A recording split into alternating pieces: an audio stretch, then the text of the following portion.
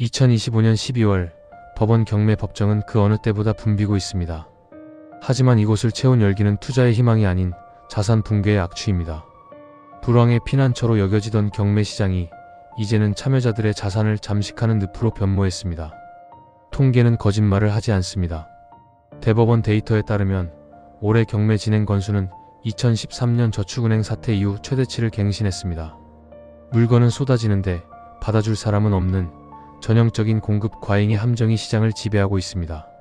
과거 경제 위기 때마다 경매는 기회의 땅으로 불렸습니다. 헐값에 자산을 매입해 정상화 차익을 노리는 공식이 통했기 때문입니다. 그러나 현재의 시장은 이 공식 자체가 성립하지 않는 구조적 모순에 빠져 있습니다. 첫 번째 배신은 가격에서 시작됩니다. 감정가는 시세가 고점이던 6개월 전 데이터를 기반으로 산정됩니다. 즉, 여러분이 보고 있는 최저 입찰가는 현재의 폭락한 시세보다 여전히 비쌀 확률이 매우 높다는 뜻입니다. 실제로 서울 아파트 낙찰가율이 70%대로 추락했다는 뉴스는 그만큼 자산 가치가 빠르게 증발하고 있음을 의미합니다. 싸게 사는 것이 아니라 떨어지는 칼날을 맨손으로 잡는 행위에 가깝습니다. 그럼에도 불구하고 초보 투자자들은 반값 아파트라는 자극적인 썸네일에 이끌려 법원으로 향합니다. 권리 분석의 기초조차 없는 상태에서 그들은 자신이 사냥꾼인 줄 알지만 실상은 먹잇감에 불과합니다. 경매 시장의 진짜 승자는 낙찰자가 아닙니다. 바로 부실 채권을 털어내는 은행과 수수료를 챙기는 경매 컨설턴트들 뿐입니다. 이 구조적인 먹이사슬을 이해하지 못하면 여러분의 보증금은 그들의 성과급 잔치에 쓰일 뿐입니다. 특히 NPL, 즉 부실 채권 투자라는 명목하에 이루어지는 거래들은 더욱 교묘합니다. 은행은 회수 불가능한 악성 채권을 매각하고 투자자는 이를 할인된 가격이라 착각하며 매입합니다. 쓰레기를 돈 주고 사오는 격입니다. 자, 이제부터 법원 경매가 여러분의 뒤통수를 치는 구체적인 메커니즘 3가지를 해보겠습니다. 첫 번째는 바로 대항력의 함정입니다. 가장 기본적이지만 가장 치명적인 실수들이 여기서 발생합니다. 선순위 임차인이 존재하는 물건.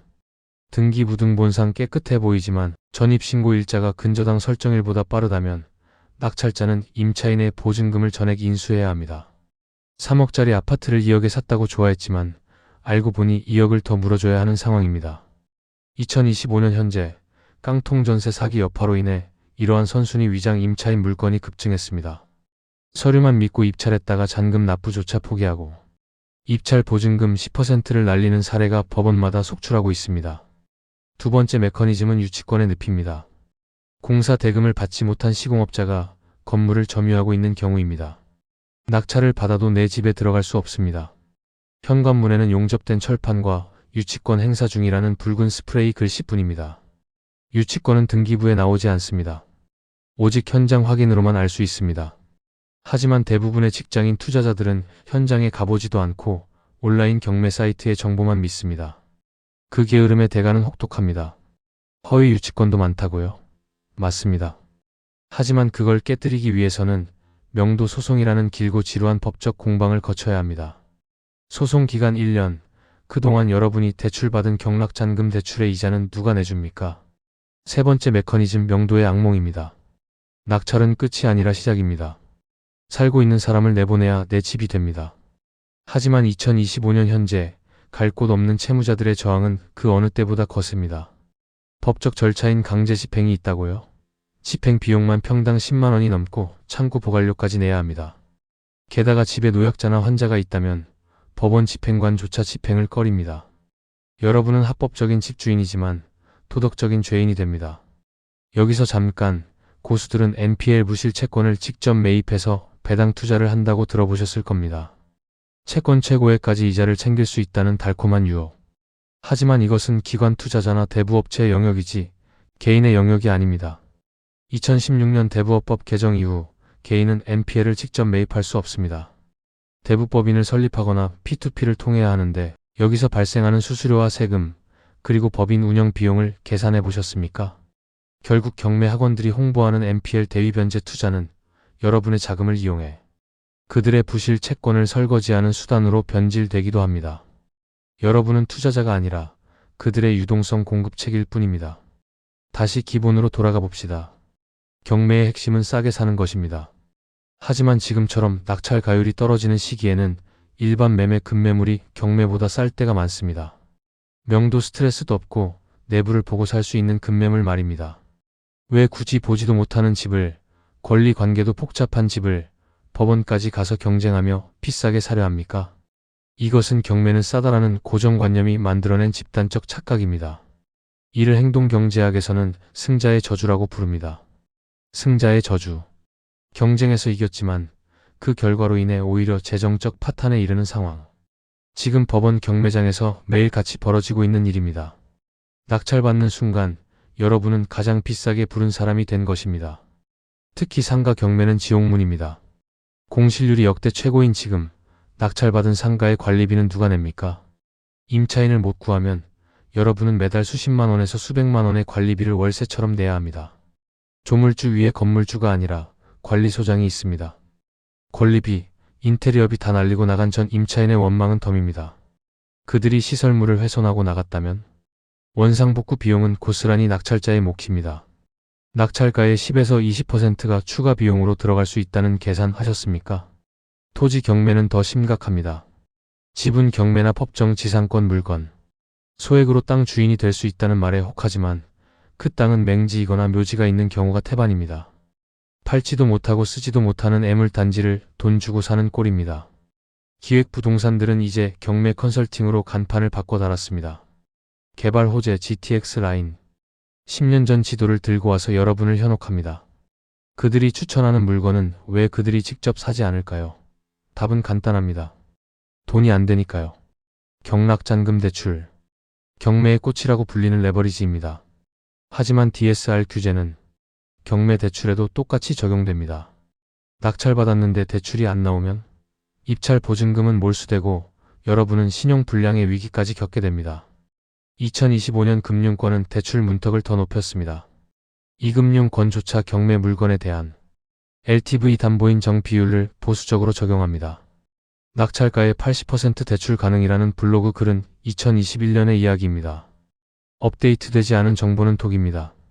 자, 그렇다면 경매 시장에서 살아남는 자들은 누구일까요? 그들은 특수물건을 다루는 프로들입니다. 유치권, 법정 지상권, 지분 경매를 법적으로 해결할 능력이 있는 사람들. 일반인이 흉내를 내다가는 큰일 납니다. 그들은 소송을 두려워하지 않습니다. 변호사 비용을 감안하고도 남을 수익률이 나올 때만 입찰합니다. 하지만 여러분은 어떻습니까? 내용 증명 한 통만 날아와도 가슴이 떨리고 밤잠을 설치지 않습니까? 멘탈의 차이가 수익의 차이입니다. 최근 유행하는 공매도 마찬가지입니다. 온비드 공매는 명도 책임이 100% 매수자에게 있습니다. 법원의 인도명령 제도가 없어서 점유자를 내보내려면 무조건 명도 소송을 해야 합니다. 더 싸다고요? 더 어려운 겁니다. 세금 문제도 간과할 수 없습니다.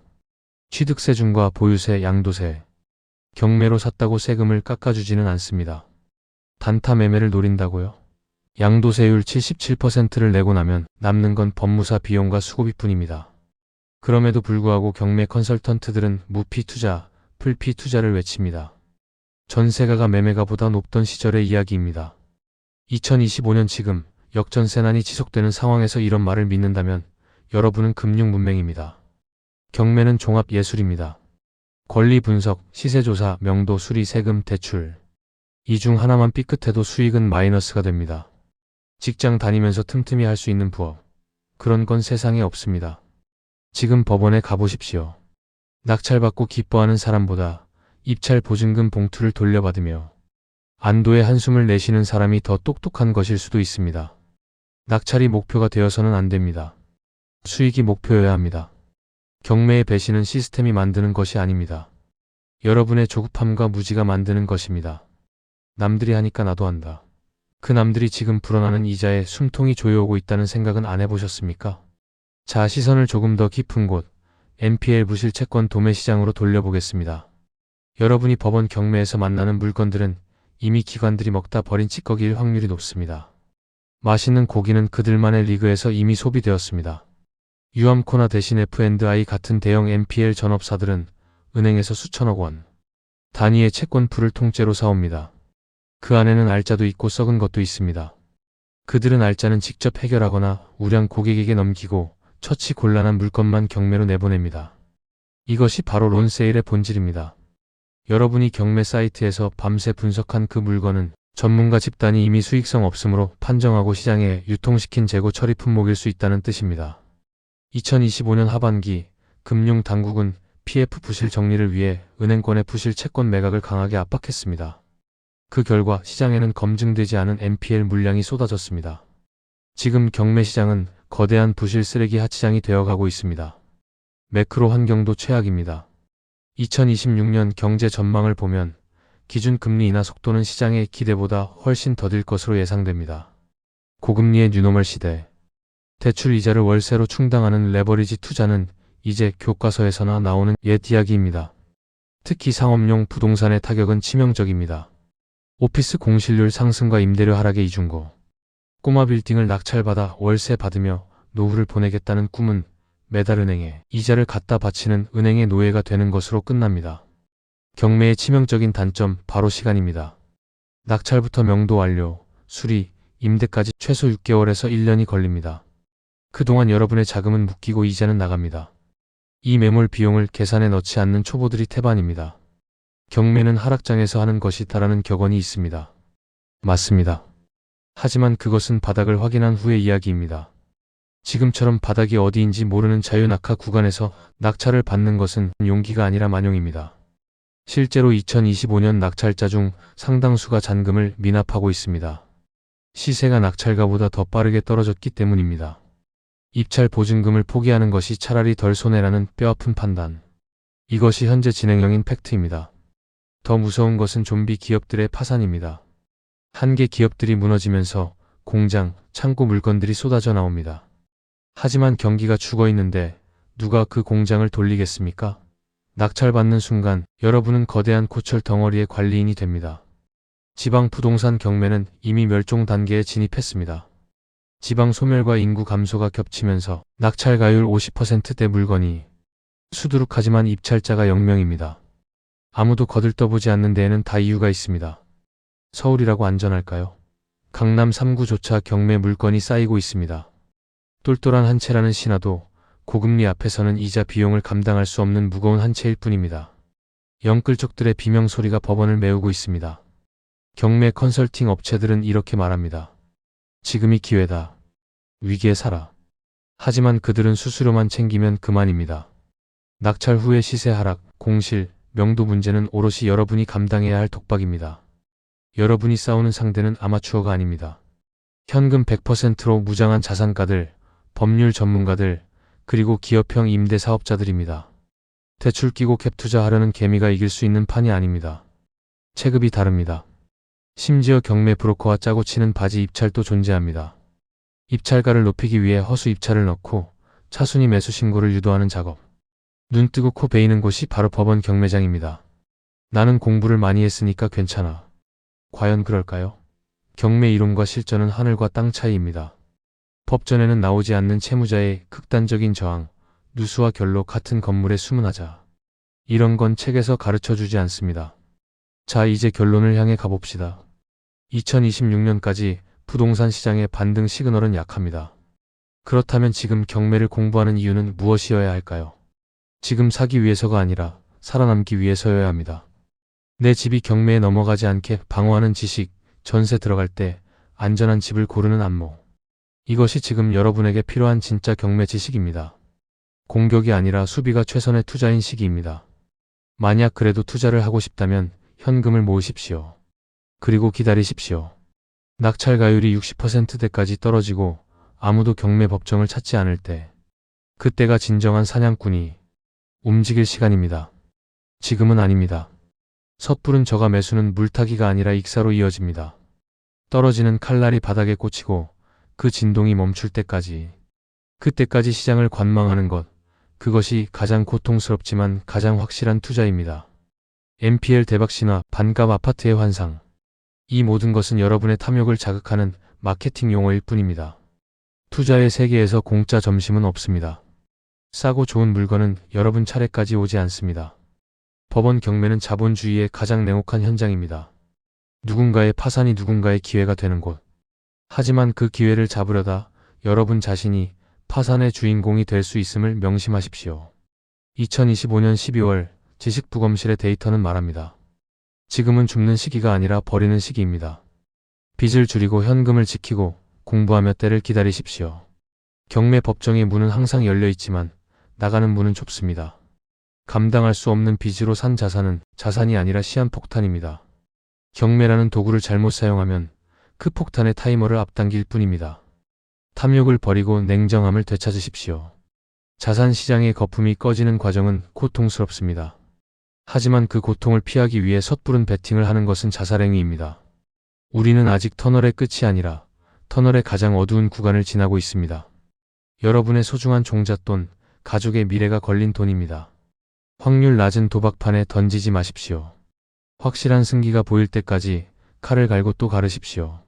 성공한 투자자는 시장을 이기는 사람이 아니라 시장에서 살아남은 사람입니다. 경매 시장의 시체 더미 위에서 승리의 깃발을 꽂는 그날까지 지식부검실은 냉철한 데이터를 제공하겠습니다. 잊지 마십시오. 오늘 여러분이 입찰을 포기하고 돌아선 그 발걸음이 훗날 여러분의 자산을 지킨 가장 위대한 결정일 수 있습니다. 하지 않는 것도 투자입니다. 부동산 시장의 변동성, 그리고 경매 시장의 함정. 여기서 입은 자산 손실은 어쩌면 회복 가능할지도 모릅니다. 하지만 구조적으로 절대 회복할 수 없는 확정된 파산의 길이 있습니다. 바로 여러분이 투자라고 착각하며 매달 쏟아붓는 사교육비입니다.